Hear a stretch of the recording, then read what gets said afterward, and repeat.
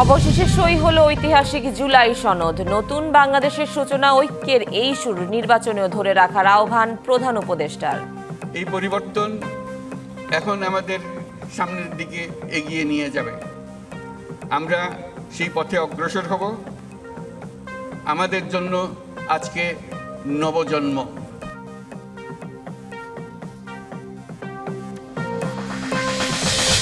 জুলাই সনদে সই করল বিএনপি, জামায়াত সহ ২৫ দল। করেননি এনসিপি ও ৪ বাম দল। আইনি ভিত্তির নিশ্চয়তা না থাকার অভিযোগ সার্জিসের।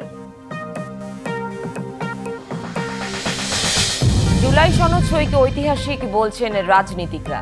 এনসিপিকে সই করার আহ্বান। মতপার্থক্য থাকলেও এগিয়ে নেবে দলগুলো, আশা আলী রিয়াজের।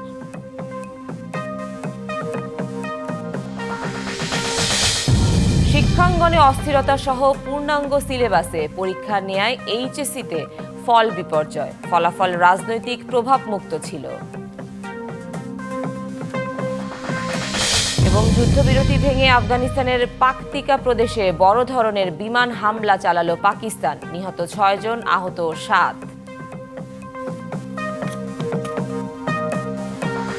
স্বাগত ডিবিসি সংবাদে। দেখছিলেন মার্কেন্টাইল ব্যাংক সংবাদ শিরোনাম। আপনাদের সাথে আছে আমি সুনন্দা রায়চৌধুরী। এবার জানাবো খবরের বিস্তারিত। বছর জুড়ে শিক্ষাঙ্গনে অস্থিরতা সহ পূর্ণাঙ্গ সিলেবাসে পরীক্ষা নেয় এবার এইচএসসিতে ফলাফল বিপর্যয় ঘটেছে বলে মনে করেন শিক্ষা সংশ্লিষ্টরা।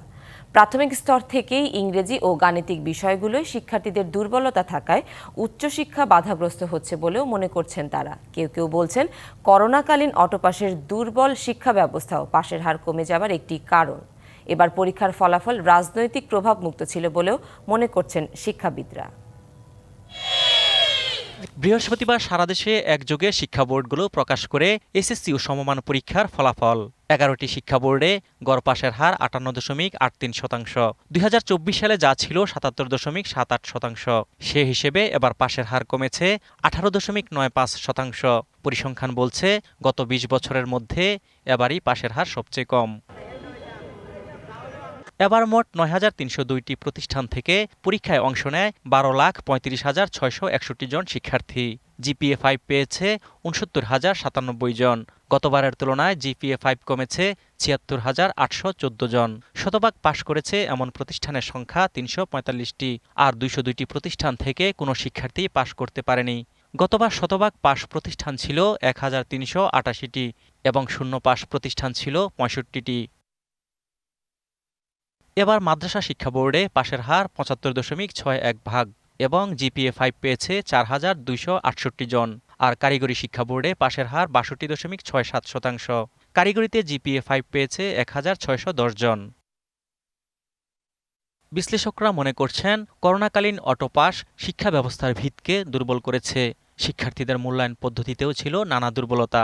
তাছাড়া শিক্ষা ব্যবস্থাকে আওয়ামী লীগ সরকারের রাজনৈতিক উদ্দেশ্য চরিতার্থ করার দীর্ঘদিনের প্রক্রিয়া শিক্ষা ব্যবস্থায় নেতিবাচক প্রভাব পাশের হারে ধস নেমেছে। আওয়ামী লীগের সময় যে ঘটনাগুলো ঘটেছে সেটি হলো যে নীতি নির্ধারণী মহল থেকে, মন্ত্রণালয় থেকে, শিক্ষা বোর্ড থেকে লিখিতভাবে নির্দেশনা দেওয়া হতো যে শিক্ষার্থীদের যেন আমরা নম্বর একটু বেশি করে দেই। প্রাথমিক স্তর থেকেই ইংরেজিতে অদক্ষতাও ফলাফল বিপর্যয়ের অন্যতম একটি কারণ, যা উচ্চশিক্ষার ক্ষেত্রে বাধাপ্রাপ্ত হচ্ছে শিক্ষার্থীরা। আবার আইসিটি কিংবা গাণিতিক বিষয়ের দুর্বলতাও অকৃতকার্যের হার বাড়াচ্ছে। ইংরেজি বিষয়ে বেশিরভাগ শিক্ষার্থী অকৃতকার্য হয়েছে। আগে যখন ৮০% পাস হতো, ভর্তি হতে যে বিশেষ করে ঢাকা বিশ্ববিদ্যালয়ে, সেখানেও বিপর্যয়কর ফলাফল করত শিক্ষার্থীরা। এবার ১২,৩৫,৬৬১ জন শিক্ষার্থীর মধ্যে পাশ করেছে ৭,২৬,৯৬০ জন আর ফেল করেছে ৫,০৮,৭০১ জন। অজিত সরকার, ডিবিসি নিউজ, ঢাকা। চুয়াডাঙ্গায় হঠাৎ করে স্ক্যাবিস বা চর্মরোগে আক্রান্ত রোগীর সংখ্যা বাড়ছে। স্ক্যাবিসের প্রকোপে প্রতিদিন গড়ে ১৫০ রোগী হাসপাতাল থেকে চিকিৎসা নিচ্ছেন। এতে হিমশিম খাচ্ছেন চিকিৎসকরা। এদিকে পর্যাপ্ত ওষুধ না পাওয়ার অভিযোগ রোগীদের। এভাবেই রোগীদের উপচে পড়া ভিড় চুয়াডাঙ্গা সদর হাসপাতালের নতুন এবং পুরনো ভবনের দ্বিতীয় তলার করিডোর ও বারান্দা জুড়ে। প্রতিদিন গড়ে ১৫০ শতাধিক স্ক্যাবিস ও খোসপাসরা সহ বিভিন্ন চর্মরোগে আক্রান্ত হয়ে চিকিৎসা নিতে আসছেন তারা। চিকিৎসকদের কক্ষের সামনে লম্বা লাইন, ভেতরে প্রবেশের অপেক্ষায় অসংখ্য রোগী। ভিড় সামলাতে হিমশিম খাচ্ছেন হাসপাতালের কর্মীরা। শরীরের বিভিন্ন স্থানে ছড়িয়ে পড়া খোসপাসরা আর রাতে তীব্র যন্ত্রণা, এমন উপসর্গ নিয়ে হাসপাতালে আসা রোগীর সংখ্যা প্রতিনিয়ত বাড়ছে। 4-5 মাস ধরে আমি ডাক্তার দেখেছি, এর আগে আমার ছিল না। এই করোনার টিকা দেওয়ার পরে ফার্স্ট এরকম হয়েছে। পায়ে একটা চুলকনির মতন ফোড়া মতন হয় ঘামাচির, কেনে দেখা যাচ্ছে আস্তে আস্তে চামড়া ওঠা শুরু হয়। প্রথমে এই চুলকুনি হয়ে সব ফলে ওষুধ খাচ্ছি, কোনো সময় কমছে আবার ফের বেড়ে যাচ্ছে। এ পরিস্থিতিতে পর্যাপ্ত ঔষধ ও চিকিৎসা না পাওয়ার অভিযোগ তুলছেন রোগীরা। রুগী বাইরে দাঁড়িয়ে থাকে, কিন্তু ডাক্তার আছে, কিন্তু ডাক্তার টাইম মেনটেন করতেছে, কিন্তু তারপরেও তো রুগী দেখাতে পারছে না। আমরা প্রায় 1.5 ঘন্টা আছি, রুগী ভালোই আছে, কিন্তু এই রুগী যার মুখ চেনা তার আগে দেখছে। ওষুধই প্রায় 500 টাকার ওষুধ লাগছে, তাহলে আমরা কিভাবে মেন্টাল করি? আমাদের প্রতিদিন ইনকামই 200 টাকা, তাহলে 500 টাকার ওষুধ কি করে খাবো? স্ক্যাবিস সংক্রামক রোগ হওয়ায় আর্দ্র পরিবেশে এটি দ্রুত ছড়িয়ে পড়ে। সীমাবদ্ধতার মধ্যেও চিকিৎসা ও পরামর্শ দিচ্ছেন হাসপাতাল কর্তৃপক্ষ। এটা সাধারণত গরমের সময় এবং বর্ষার মৌসুমে বেশি দেখা যায়, যেহেতু এখন গরমের সময় এখনও রোগের প্রাদুর্ভাব বা প্রকোপটা এখনও বেশিই আছে। সামনে শীতকাল আসছে, এটা একটু কমে যাবে। হাইজিনটা মেনটেন করতে হবে, সচেতন হইতে হবে এবং সবাইকে একসাথে চিকিৎসা নিতে হবে। তাহলে আমার মনে হয় এই রোগের প্রকোপটা কমবে এবং আমরা নিয়ন্ত্রণে আনতে পারবো। সময়মতো চিকিৎসা গ্রহণ ও সচেতনতা বৃদ্ধি এই মুহূর্তে সংক্রমণ নিয়ন্ত্রণে আনার সবচেয়ে কার্যকর উপায় বলে মনে করছেন বিশেষজ্ঞরা। DVC news desk. দিনাজপুরে পরিত্যক্ত একটি রেল সেতুর কয়েক লাখ টাকা মূল্যের লোহার রড, পাইপ ও নাটবল্টু চুরি হলেও তাতে রেল কর্তৃপক্ষের কোনো নজর নেই। 8 বছর আগে এই রেল সেতুটি পরিত্যক্ত ঘোষণা করা হলেও সেতুর মূল্যবান সম্পদ রক্ষণাবেক্ষণের কোনো উদ্যোগ নেওয়া হয়নি। ফলে সেতুর বিভিন্ন অংশের চুরি অব্যাহত। দিনাজপুর রেল স্টেশনের অদূরে কাঞ্চন রেল সেতুটি 2017 সালে পরিত্যক্ত ঘোষণা করে পাশেই আরেকটি নতুন রেল সেতু স্থাপন করা হয়। তখন থেকেই পরিত্যক্ত সেতুটি অরক্ষিত অবস্থাতে পড়ে আছে। শুধু স্লিপার ও কিছু ফিটিংস রেল কর্তৃপক্ষ অপসারণ করে। এরপর থেকেই নজরদারি ও রক্ষণাবেক্ষণের অভাবে কয়েক লাখ টাকার লোহার সামগ্রী চুরি হয়েছে। স্থানীয়দের আশঙ্কা, এভাবে চলতে থাকলে রেল সেতুটির সবই চুরি হয়ে যাবে। আমার সব চুরি হয়ে যাচ্ছে রাতে তো আমাদের ওখানে পাহাড় দেওয়ার লোক নাই। সকালবেলায় উঠে দেখে এইটা নাই ওইটা নাই, মানুষজন দেখতে পারে না। ব্রিজটা উঠে গেলে সকালে, তাহলে এই ব্রিজ চুরি হয়ে যাবে, লোহা একটা থাকবে না। দীর্ঘ 8 বছর উদাসীন থাকলেও গণমাধ্যমের তৎপরতায় নড়ে চড়ে বসেছে রেল কর্তৃপক্ষ। চিঠি লিখছি আমরা এটা অপসারণের জন্য, এবং এটা হয়তো বা টেন্ডার হয়ে যাবে। ইতিমধ্যে আমরা জানাইছি এটা এইভাবে পড়ে আছে, নিরাপদ না, সেজন্য এটাকে রিলিজ করা দরকার। পরিত্যক্ত রেল সেতুটি দ্রুত অপসারণ অথবা পথচারী চলাচলে বিকল্প ব্যবস্থায় সচলের দাবি এলাকাবাসীর। DBC news desk. সুনামগঞ্জের হাওর অধ্যাসিত 4 উপজেলার স্বাস্থ্য কমপ্লেক্সে 1.5 কোটি টাকার 4টি নৌ অ্যাম্বুলেন্স অব্যবহৃত অবস্থায় পড়ে থেকে অচল হয়ে গেছে। অথচ দুর্গম এসব অঞ্চলে জরুরি রোগী পরিবহনের একমাত্র ভরসা হওয়ার কথা ছিল এই নৌযানগুলো। দায়িত্বশীলরা বলছেন, নৌযান চালানোর জন্য চালক ও তেলের বরাদ্দ না থাকায় সেবা দেওয়া সম্ভব হয়নি। দূর থেকে দেখে মনে হয় ছোট্ট কোনো দ্বীপ, চারদিকে থই থই জলের উপর ভাসছে গ্রাম। সদর থেকে 40 কিলোমিটার দূরে এই গ্রামে সড়ক যোগাযোগের কোনো ব্যবস্থা নেই। সুনামগঞ্জের টাঙ্গুয়ার হাওর পাড়ের দুর্গম গ্রাম শিবরামপুর। গ্রামের বাসিন্দাদের উপজেলা সদরে যাতায়াতের একমাত্র বাহন নৌকা। শিবরামপুর গ্রামের মতো হাওড়াঞ্চলের কোনো গ্রামে নেই পর্যাপ্ত সড়ক যোগাযোগ ব্যবস্থা। বিশেষত বর্ষা মৌসুমে পড়তে হয় চরম বিপাকে। অনেক সময় রোগী নিয়ে সদর হাসপাতালে যেতেও দেখা দেয় বিপত্তি। এইসব চিন্তা থেকে 2013 সাল থেকে তাহিরপুর, জামালগঞ্জ, শাল্লা ও ধর্মপাশা উপজেলার জন্য ধাপে ধাপে 4টি নৌ অ্যাম্বুলেন্স কেনে সরকার। যদিও দুর্গম হাওরবাসীর আশীর্বাদ হওয়ার কথা থাকলেও বিকল হয়ে সেগুলোর ঠাঁই হয়েছে পানির নিচে। ডেলিভারি রোগী, জরুরি রোগী হইলে তো আমরা রাতের বেলা হলে তো আমরা লয়ে যাওয়ার কোনো ক্ষমতা নাই। এই অ্যাম্বুলেন্স আমরা কোনো সময় আমরা দেখছেও না, জানিও না। এ যাবার পর্যন্ত এগুলো ব্যবহার কোনো সময় আমরা দেখিনি। এগুলা পানিতে রাইকে আস্তে আস্তে এগুলা ধ্বংস হয়ে গেল। নৌ অ্যাম্বুলেন্সগুলোর কোনোটি বিকল হয়ে পড়ে আছে স্বাস্থ্য কমপ্লেক্সের সামনে, আবার কোনোটি জংধরা অবস্থায় পড়ে আছে ঝোপঝাড়ে। হাওরবাসীর সেবায় এসব নৌ অ্যাম্বুলেন্স দ্রুত চালুর দাবি সচেতন মহলের। অ্যাম্বুলেন্সগুলো যদি কার্যকর করা যায় তাহলে অনেকে অসুস্থ রোগী বিশেষ করে গর্ভবতী মহিলা এবং অসুস্থ বয়োবৃদ্ধ মানুষগুলো কিন্তু সুযোগ সুবিধা পেত। রক্ষণাবেক্ষণের অভাবে এবং পরিচালনার অভাবে নষ্ট হয়েছে এবং আমরা চাই যে অদূর ভবিষ্যতে যাতে নৌ অ্যাম্বুলেন্সটা যুক্ত করা হয়। সিভিল সার্জন বলছেন চালক ও জ্বালানির বরাদ্দ না থাকায় এগুলো ব্যবহার করা যায়নি। এখন পর্যন্ত আমাদের কাছে যে তথ্য সেগুলোর মেয়াদ চলে গেছে, ইতিমধ্যেই লাইফ টাইম পার হয়ে গেছে এবং ইউজের পর্যায়ে আর এই মধ্যে নাই। আমাদের আবেদন থাকবে কর্তৃপক্ষের কাছে যেগুলোতে আমরা রোগী সহজে পরিবহন করতে পারবো, রোগীর কস্ট কম হবে এবং ড্রাইভার, ফুয়েল, অন্যান্য লজিস্টিক সহ সবকিছুর জন্য দেওয়া হয়। হাওরবাসীর স্বপ্ন পূরণের পরিবর্তে সরকারের দেওয়া নৌ অ্যাম্বুলেন্স এখন হতাশার প্রতীক। DBC news desk. কিছু গাছ মরে গেছে, অনেক গাছের গোড়ার মাটি গেছে সরে, তাই যে কোনো সময় গাছগুলো ভেঙে বা উপড়ে পড়তে পারে। আর এমন ঝুঁকির মধ্যেই চলাচল করছে ট্রেন। বগুড়ার রেলপথের দুই পাশে বন বিভাগ আর প্রাকৃতিকভাবে বেড়ে ওঠা গাছ এখন ট্রেন চলাচলে হয়ে উঠেছে গলার কাটা। বগুড়ার আদমদিঘি রেলওয়ে স্টেশনের অদূরে বন বিভাগের লাগানো ইউক্যালিপটাস জাতের এই গাছগুলো মরে গেছে অনেক আগে। পাশের উপরে পড়া গাছটির মতো এগুলোও এখন ভেঙে পড়ার উপক্রম। এদিকে প্রায় 53 কিলোমিটার দূরে ভেলুরপাড়া স্টেশনের পাশে প্রাকৃতিকভাবে বেড়ে ওঠা এই পাকুর গাছের গোড়া থেকে মাটি সরে গেছে। বিশাল এই গাছটিও যে কোনো সময় বিপদের কারণ হতে পারে। শুধু আদমদিঘি কিংবা ভেলুরপাড়াতেই নয়, বগুড়ার সান্তাহার থেকে সোনাতলা পর্যন্ত 71 কিলোমিটার রেলপথের দুই পাশের শত শত গাছের অবস্থা এই কারণে বগুড়ার উপর দিয়ে চলাচলকারী 5টি আন্তনগর সহ 16টি ট্রেন চলাচল রীতিমতো বিপজ্জনক হয়ে পড়েছে।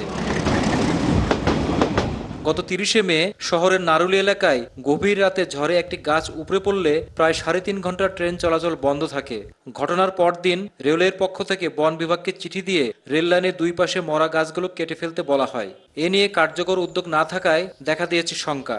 গাছের নিচে দীর্ঘ অনেক দূর পর্যন্ত মাটি সরে গেছে। যদি এই অবস্থায় ট্রেন চলার সময় পড়ে যায় তাহলে অনেক ক্ষয়ক্ষতি হবে।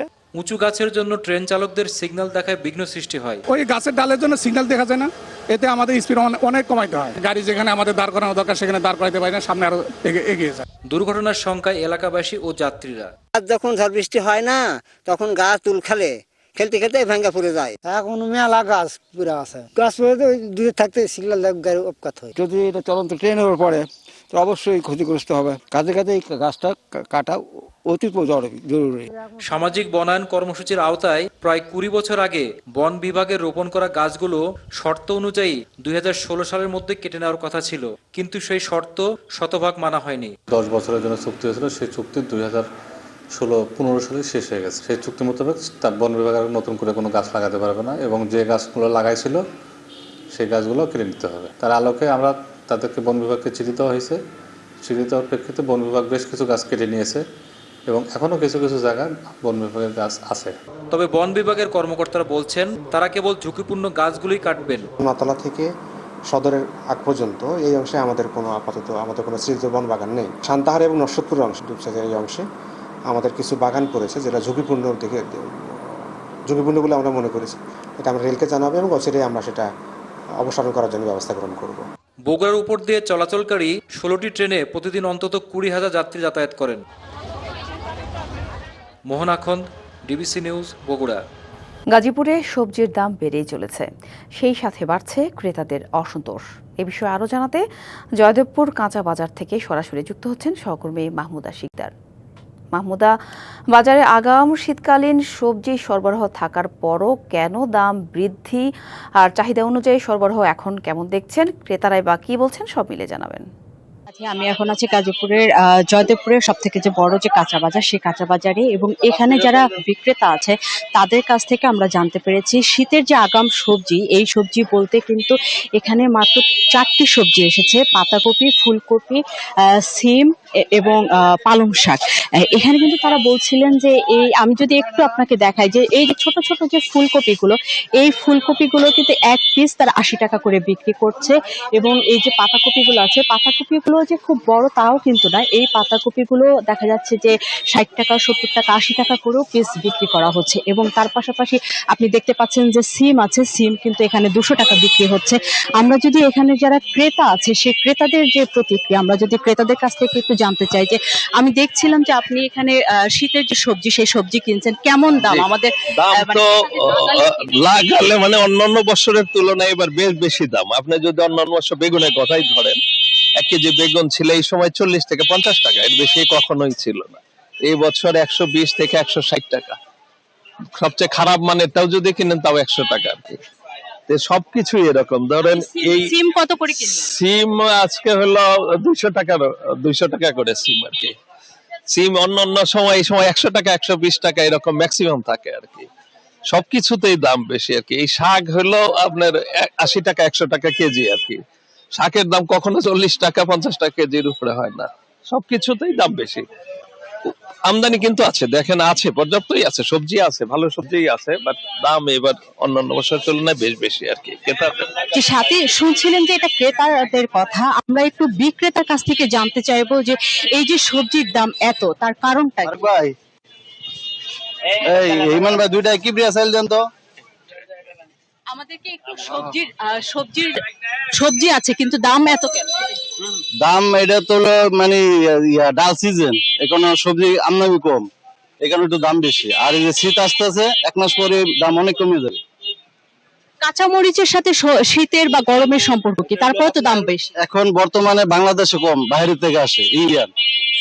ওটা আপনার সপ্তাহে 2 দিন বন্ধ থাকে, 2 দিন না আসলে একটু বাড়ে, আবার আসলে কমে যায়। যে সাথে শুনছিলেন যে আসলে যারা বিক্রেতা তারা বলছিলেন যে বাজারে শীতের যে আগাম সবজি সেই আগাম সবজির আমদানি কম, এবং তার পাশাপাশি কাঁচামরিচ কিন্তু আজকে বিক্রি হচ্ছে গাজীপুরের যে বাজারগুলোতে, সেখানে বিক্রি হচ্ছে প্রায় 200 টাকা কেজি। এবং তার কারণ সম্পর্কে তারা জানাচ্ছে যে যেহেতু ইন্ডিয়া থেকে শুক্রবার এবং শনিবার বন্ধ থাকে, সেই বন্ধ থাকার কারণে কাঁচা সবজিগুলো আসতে পারে না, এবং সেই কারণেই কিন্তু এই কাঁচামরিচের দাম বেশি। যখন বলা হচ্ছিল যে গাজীপুর পুরো বাংলাদেশেই কিন্তু কাঁচামরিচের একটা উৎপাদন বা চাষ করা হয়, তারা বলছিল যে বাংলাদেশে যে পরিমাণ উৎপাদন করা হয় সেটি আসলে প্রয়োজনের তুলনায় খুবই কম, যার কারণে বাইরে থেকে আনা হয়। এই ছিল এখন পর্যন্ত কাঁচা সবজির যে দাম সেটি সম্পর্কে সর্বশেষ তথ্য। ধন্যবাদ মাহমুদা। কুষ্টিয়ার ছেউরিয়া আকড়ায় ফকির লালনের তিরোধান দিবস আয়োজনের দ্বিতীয় দিন আজ সকালে বাল্য সেবার মাধ্যমে সাধুদের দ্বিতীয় দিনের অনুষ্ঠান শুরু হয়েছে। দর্শনার্থীদের ভিড়ে সরগরম হয়ে উঠেছে গোটা এলাকা। দুপুরে দেয়া হবে পূর্ণ সেবা। দূর দূরান্ত থেকে আসা দেশি বিদেশি ভক্ত অনুরাগীরা দলবদ্ধ হয়ে লালন ফকিরের গান গাইছেন। চলছে তত্ত্ব ও লালনের ভাবধারা নিয়ে আলোচনা। অনেকে আবার লালনের মতো ও পথের দীক্ষা নিচ্ছেন। আইনশৃঙ্খলা বাহিনী মাজারের প্রবেশ পথগুলোতে কড়া নিরাপত্তার ব্যবস্থা করেছে। এবার প্রথমবারের মতো জাতীয়ভাবে পালন হচ্ছে এই উৎসব। সংস্কৃতি বিষয়ক মন্ত্রণালয়ের আয়োজনে জেলা প্রশাসন এবং লালন একাডেমির ব্যবস্থাপনায় উৎসব চলবে আগামীকাল পর্যন্ত।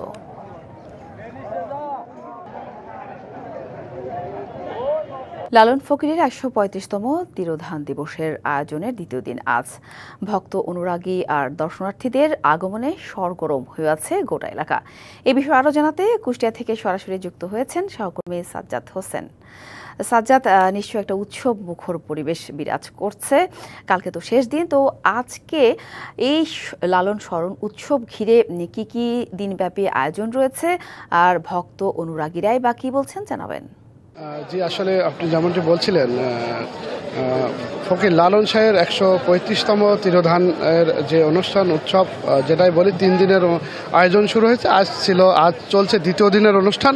তো আমি এই মুহূর্তে আছি ফকির লালনের ঠিক মাজারের সামনে। আপনি দেখছেন যে দূর দূরান্ত থেকে অসংখ্য তার ভক্ত অনুরাগী দর্শনার্থীরা এখানে এসেছেন এবং তারা লালন মাজারকে ঘিরে ছড়িয়ে ছিটিয়ে বসেছেন এবং অনেকেই লালন মাজারে এসে জিয়ারত করছেন এবং মাজার দেখতে আসছেন এবং নানা ধরনের আচারের কথা আপনি যেটা বলছিলেন, আসলে এখানে নির্দিষ্ট কোনো আচারের মধ্যে বা অনুষ্ঠানের মধ্যে সীমাবদ্ধ থাকেন না।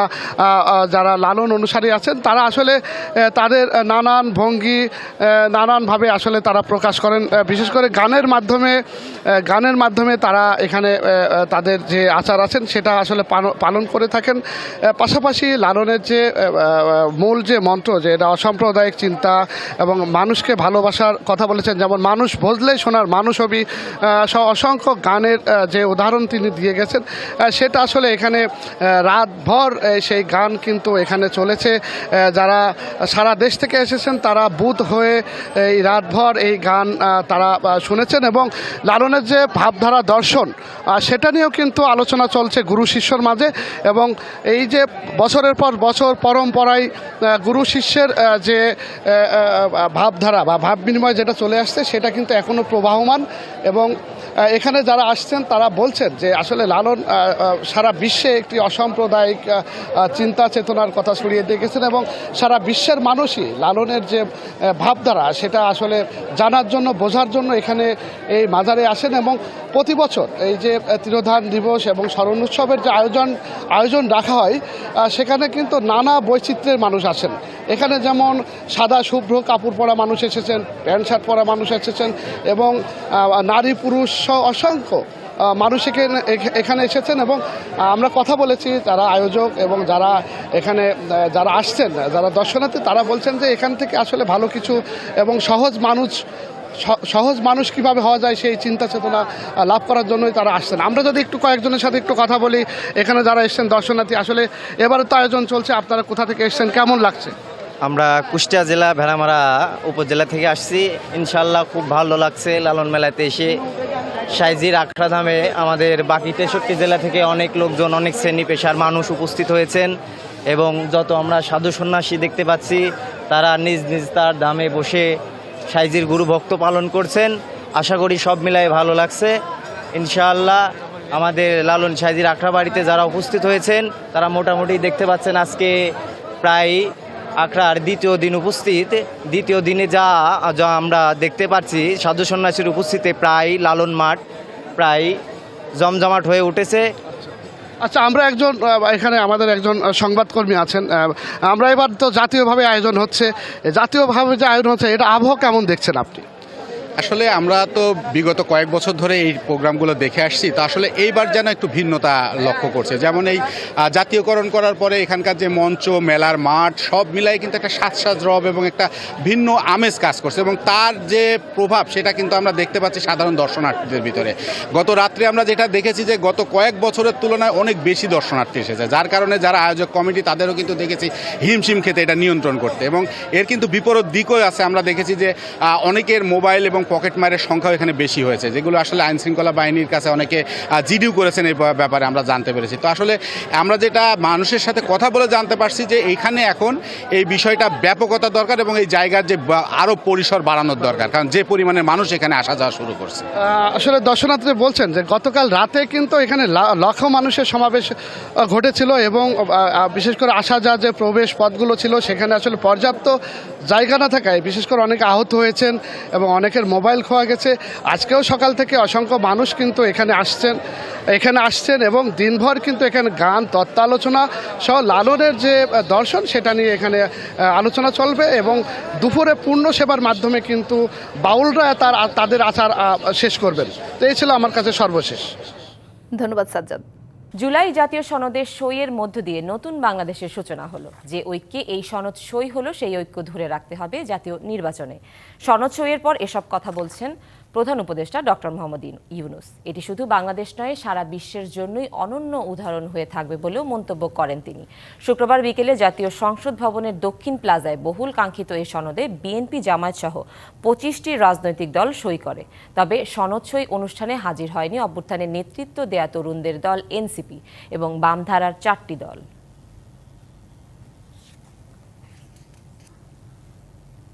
এই পরিবর্তন এখন আমাদের সামনের দিকে এগিয়ে নিয়ে যাবে। আমরা সেই পথে অগ্রসর হব। আমাদের জন্য আজকে নবজন্ম, আমাদের নবজন্ম হলো আজকে। এই স্বাক্ষরের মাধ্যমে আমরা নতুন বাংলাদেশের সূচনা করলাম। এটার কথা চিন্তা করলে গা শিউরে ওঠে। এমন একটি দিন, সেটা শুধু জাতির জন্য না, সারা পৃথিবীর জন্য একটা বড় রকমের উদাহরণ হয়ে থাকবে। বহু জায়গায় যেটা পাঠ্যপুস্তকে থাকবে সেটা ক্লাসরুমে আলোচনা হবে। রাজনৈতিকবিদদের মধ্যে নিয়ে এটা নিয়ে আলোচনা হবে বিভিন্ন দেশে, কোনটা ঠিক কোনটা বেঠিক, তারা কি বললো, আমরা কি চাই, তারা সেটা পারে কিনা সেটা চেষ্টা করে দেখবে তাদের যে সেটা সম্ভব কিনা। নানা অনিশ্চয়তা থাকলেও শেষ পর্যন্ত সই হয়েছে নতুন রাজনৈতিক সমঝোতার দলিল জুলাই জাতীয় সনদ 2025।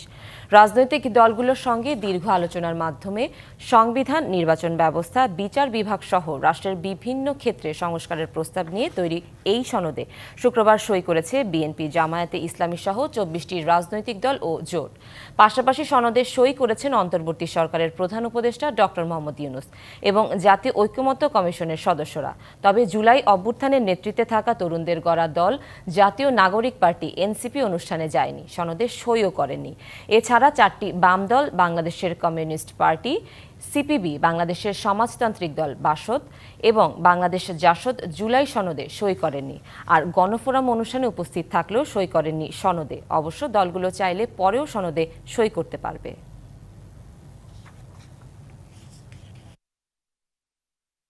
ফেব্রুয়ারিতে ত্রয়োদশ জাতীয় সংসদ নির্বাচন। সারা দেশ প্রস্তুত হচ্ছে একটি অবাধ, সুষ্ঠু ও গ্রহণযোগ্য নির্বাচনের জন্য।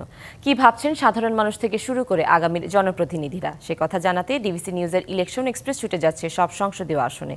এখন রয়েছে সংসদীয় আসন 72, 52, পাবনা 5-এ।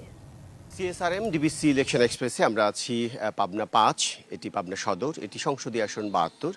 আর আমার সাথে এই মুহূর্তে যুক্ত আছেন জেলা বিএনপির যুগ্ম আহ্বায়ক নূর মোহাম্মদ মাসুম বগা। আপনাকে স্বাগত জানাচ্ছি আমাদের সিএসআরএম ডিবিসি ইলেকশন এক্সপ্রেসে। তো আমরা যতটুকু জানি ইতিমধ্যেই নির্বাচনে 4 মাস বাকি, নির্বাচনী আলোচনায় সরগরম সারা দেশ, পাবনা সদর এর বাইরে নয়। যতটুকু জানি এখানে, তো আপনাদের এখন প্রস্তুতিটি কেমন চলছে? ধন্যবাদ আপনাকে, ধন্যবাদ ডিবিসি নিউজকে। বিসমিল্লাহির রহমানির রহিম।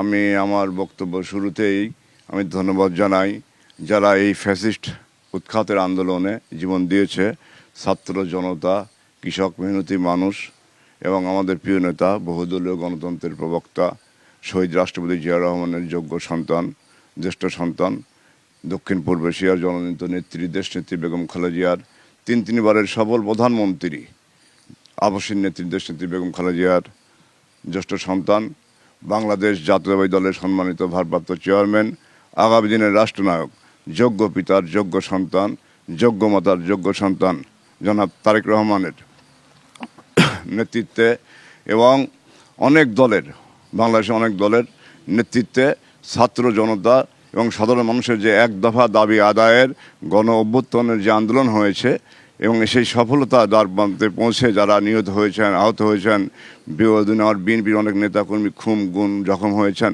সবাইকে সম্মান জানিয়ে শুরু করছি। আমি আমার দেশকে ভালোবাসি, আমি শহীদ রাষ্ট্রপতি জিয়া রহমানকে ভালোবাসি, আমি আমার মাকে ভালোবাসি, আমি দেশনেত্রী বেগম খালেদা জিয়াকে ভালোবাসি। আপনি একজন নিবেদিত প্রাণ, আপনার দলের জন্য আপনি পৌর নির্বাচন করেছেন 2 বার। এখন আপনি চেয়ারপারসনের যে বিশেষ সহকারী শামসুর রহমান শিমুল, তার পক্ষে কাজ করছেন। তো কেমন মনে হচ্ছে এই মাঠ তার জন্য?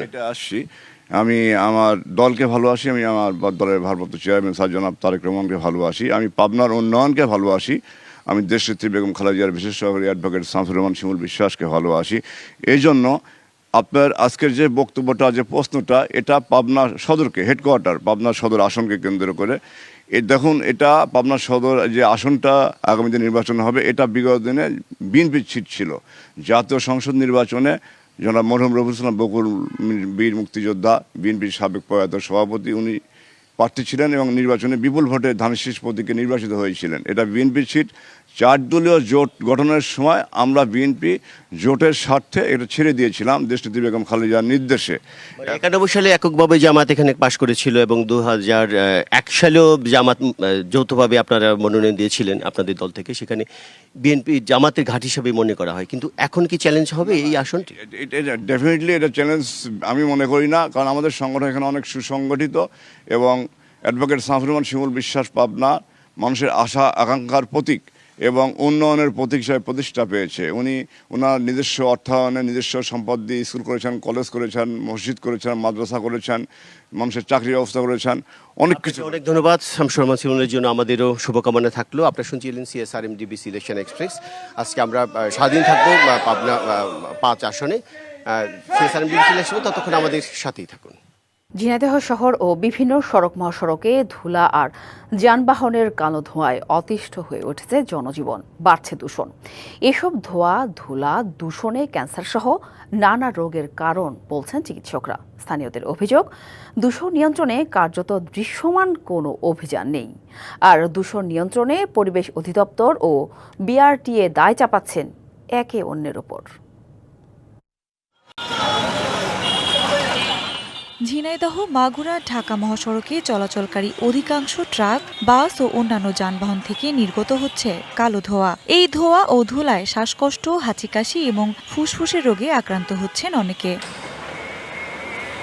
একই চিত্র ঝিনাইদহ থেকে যশোর, কুষ্টিয়া এবং চুয়াডাঙ্গা মহাসড়কেও।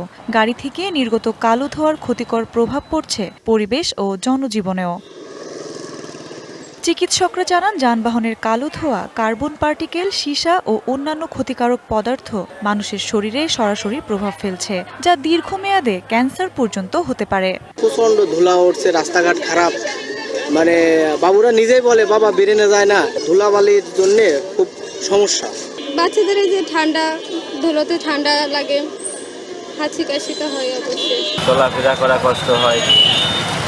আবার কিছু গাড়ি ঘোড়া যায়, কালো ধোঁয়া ছাড়ে, ওগুলো আরও বেশি সমস্যা করে। বাইরে আমরা যখন বের হব তখন আমাদের মাস্ক ব্যবহার করতে হবে। আর সাথে আমাদের জাতীয় পর্যায়ে গাড়ির ফিটনেস ঠিক করতে হবে এবং গাড়ির কালো ধোঁয়ায় কী পরিমাণে হেভি মেটালস বা কার্বন পার্টিকেলস আছে এটা পরিমাপ করতে হবে। এদিকে দূষণ নিয়ন্ত্রণে কার্যকর পদক্ষেপ নেয়ার বিষয়ে পরিবেশ অধিদপ্তরের কাছে জানতে চাইলে তারা দায় চাপালেন বিআরটিএ বিভাগের উপর। আনফিট গাড়িগুলোর কালো ধোঁয়া নির্গত হয়, এগুলো বিআরটিএ একটা পার্ট দেখে আর কি। আর আমরা করি হাইড্রোলিক হর্নের উপরে উচ্চ মাত্রার যে শব্দ নির্গত হয়, এটা আমাদের দায়িত্বে, মানে একসাথে যখন করি একটা পার্ট করে আমরা একটা পার্ট করি। আর বিআরটিএ কর্তৃপক্ষ বলছে, ফিটনেসবিহীন যানবাহনের বিরুদ্ধে নিয়মিত মামলা ও জরিমানা করছে তারা। তবে ধোঁয়া ও বায়ু দূষণের দিকটা নিয়ন্ত্রণ করে ব্যবস্থা নেয় পরিবেশ অধিদপ্তর। এটা গণপ্রজাতন্ত্রী বাংলাদেশ সরকারের পরিবেশ অধিদপ্তর এটা বাতাসের মানগুলোর নিয়ন্ত্রণ করে থাকে আসলে, এবং আমাদের স্থানীয় প্রশাসন, জেলা প্রশাসনের নির্দেশনায় সার্বিক সহযোগিতা, জেলা পুলিশের সার্বিক সহযোগিতা আমরা নিয়মিতভাবে মোবাইল কোর্ট পরিচালনা করতেছি ফিটনেসবিহীন যানবাহনের বিরুদ্ধে। জেলায় তালিকাভুক্ত ছোট বড় মিলিয়ে মোট যানবাহনের সংখ্যা 96,851টি। এর মধ্যে ফিটনেস নেই 2,341টির। DBC news desk.